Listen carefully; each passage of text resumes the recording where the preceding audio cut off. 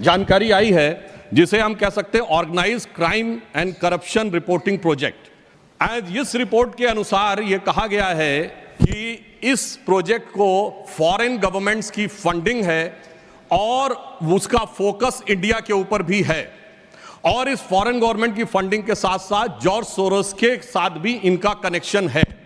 अब ये केवल हम एक रिपोर्ट के आधार पर नहीं कह रहे हैं सभापति महोदय, मैं सदन का ध्यान आकृष्ट करना चाहूंगा कि विगत 3 वर्षों से यह क्या एक संयोग है कि जिस समय भारत की संसद का सत्र चलता है, मैं सिर्फ एक संयोग बता रहा हूं, भारतीय फार्मर्स के बारे में रिपोर्ट आती है 3 फरवरी 2021, बजट सत्र है 29 जनवरी 2021।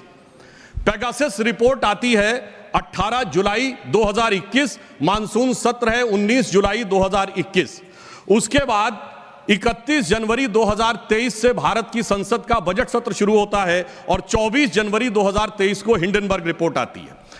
जनवरी 2023 में भारत की संसद का सत्र शुरू होता है और 17 जनवरी 2023 को बीबीसी की डॉक्यूमेंट्री आती है, इंडिया द मोदी क्वेश्चन। और गंभीर महत्वपूर्ण बात है, 20 जुलाई 2023 को भारत की संसद का सत्र शुरू होता है और मणिपुर वायलेंस का वीडियो 19 जुलाई 2023 ठीक एक दिन पहले जारी होता है। पूरे सीक्वेंस में अगर हम चलें तो महोदय मैं याद दिलाना चाहूंगा कि 10 मई 2024 को कोविड वैक्सीन के बारे में एक रिपोर्ट छपती है, जिस समय भारत का चुनाव प्रचार अपने पूर्ण उसके ऊपर था।